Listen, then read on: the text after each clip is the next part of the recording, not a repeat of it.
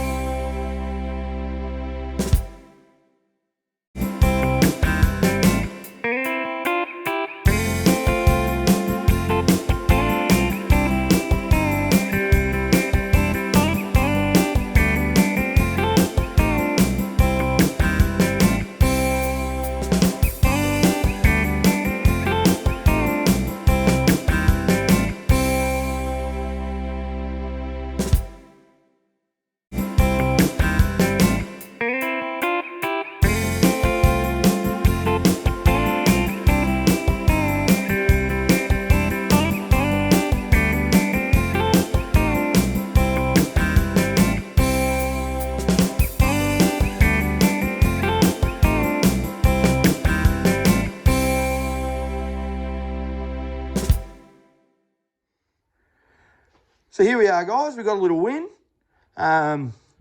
We slowly figured out a few things. As you might have seen in the time lapse, we actually realised that long shaft was the PTO shaft, and it goes well up through the back. I don't even know where it connects to. I think you can see in there. You can see that's where the PTO shaft goes into.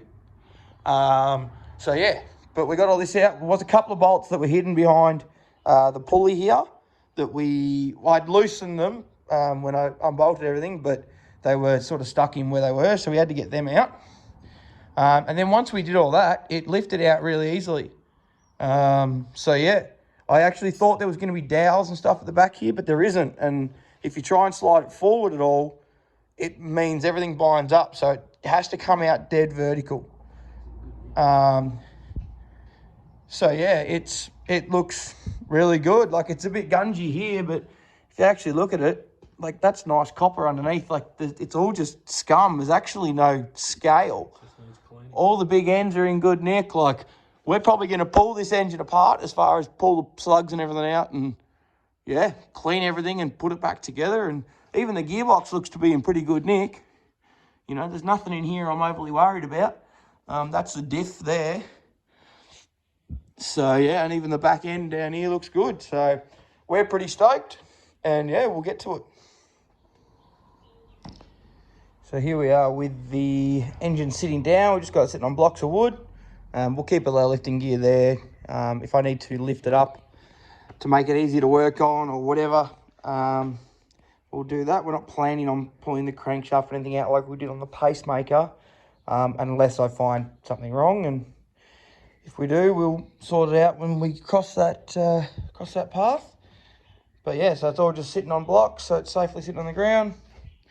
We'll start looking at digging into the back end. There's obviously the ball gears and axles. Big set of ball gears, and obviously a big bearing to support them in the middle. So the plan will be to clean all this sludge out, which, as I said, luckily the sump actually doesn't look to have been corroded at all. So it's just a heap of sludge. We'll pull that filter out, or the strain, or whatever you want to call it, that hangs off the bottom, which is in here and in here. The oil actually goes down into this strainer, which is, you can see here hanging out the bottom of the sump. There's a strainer in there which you can pull out and clean. We'll completely disassemble that and clean it properly. But yeah, the oil goes in either end of it, and it comes out this fit in here. And then that was that fitting we had to undo, and it goes to the oil pump, which sits over here. The oil pump, I know, was, I don't know if it's seized, but it was definitely not wanting to turn properly. So I'm not sure if it's a full case of it being seized, or if we'll have to just free it up a little bit. That's the oil pump there. So once we pulled that out, everything else in the engine was turning pretty happily except for that. So once we've got the oil pump off, I'll probably look into turning the engine over. Obviously, might have to lift it because it's sitting on the flywheel right now. Turning the engine over just to see and make sure everything's happy. And then, yeah, we'll set about cleaning everything down here and go from there. Here we are, just draining the oil out of the rear end. The first bit was very thick and gluggy, but it's starting to run now. I can't remember off the top of my head what oil this is supposed to be, but I think it's meant to be pretty thick. I think we put 85 140 or 8090 or something in the back of the pacemaker. I imagine this will be the same, so it's coming out pretty nicely actually, considering. All right, just trying to drain the oil out of the rear end here. I thought, oh yeah, it's just oil, but check out this. Yeah. Okay. It's going to take some cleaning out, I'd say.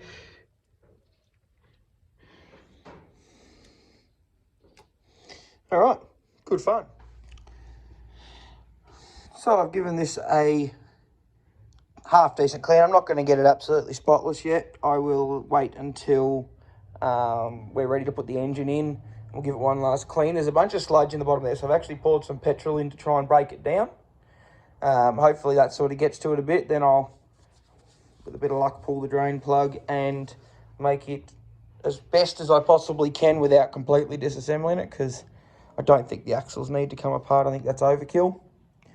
But otherwise, yeah, it's, I mean, you know, it looked like absolute garbage, but, you know, there's really no issues in here at all. So pretty happy with that.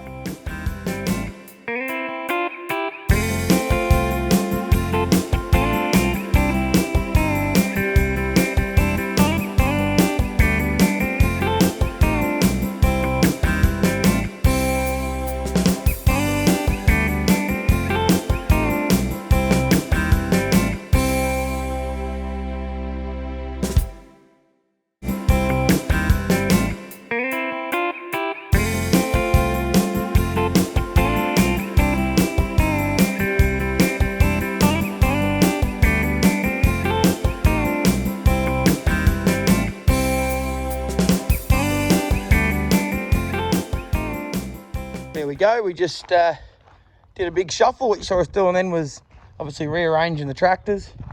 Got a bit of a sneak peek on future projects to come. So we've just, this is our sort of little hidey hole for future projects. As you saw, we put the Wallace back in here because that's probably going to wait until after we finish the 25. And then in front of that, there is a spare engine for the 20K. The engine in 20K is actually pretty tired. So we're thinking maybe one day, if we run out of things to do, we'll give that a full rebuild and full birthday, and, you know, hopefully pick up a couple of horsepower that we've lost. The pacemaker is still in the shed. You saw us had to pull it out because we still don't have a carby on it, sorry. We've been playing with the float. We think we might have it fixed now. I'll do a quick video on it another day once we get it all put back together.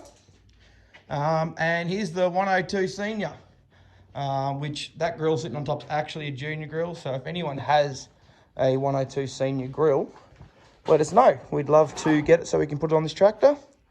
But yeah, so this is going to be another project. Dad's probably going to start on this. He'll work on it at his place while I keep going on the 25 at my place. We do have a whole another engine for this one, as this one's pretty sad inside. It's got the big 6-cylinder Continental in it. So yeah. And then, oh yeah, Dad's just going to point out the other engine for us. There's the other engine on the stand there. It's basically a good engine that somebody pulled apart. And we're just going to tidy up anything that needs tidying up, put it back together, and hopefully it should be a good running engine. Turns over, got oil pressure. Yep, so. All right, I'll finish this off here and I might talk to you back in the shed. Thanks for watching today, guys. As you can see, we had a really good day, lots and lots of progress, which we're really happy about. As you saw, I was just over at the old man's place and we got the other 25 out. You would have seen in the time lapse. So that tractor is missing a number of parts, and this tractor was missing a few parts as well. Between the two of them, our plan is obviously to make one really good tractor, which we think is going to work really well. The guards and stuff in the old tractor are good. We've got 2 Maggies, 2 Carbies, that sort of stuff, so that we can either choose the best one or make a good one out of 2, whatever we need to do. So yeah, no, can't complain at all. Really happy. You've also got a sneak peek at a couple of our other projects that are upcoming.